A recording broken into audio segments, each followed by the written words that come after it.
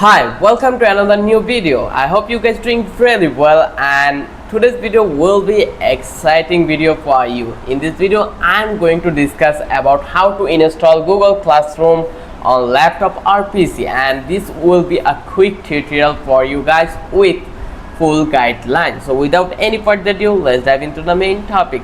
So here you can see we are already in classroom.google.com. If you want to access this, just let's do it from the sketch. So here it will be new page in the Google. So here you need to be click on this Google Apps option in the right corner top bottom after the profile icon. Just click over here and scroll down and you will find out Classroom in the second section. Just click over here. Once you click over here, it will open in this option, and here you can see they are giving us some pop-up with information. So just click on got it, and you can now create a class or join class.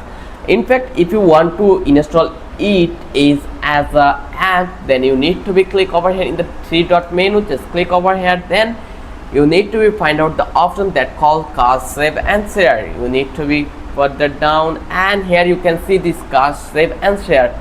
Just click on here and install Google Classroom. Yeah, let's click on install, and now your app has been installed over here.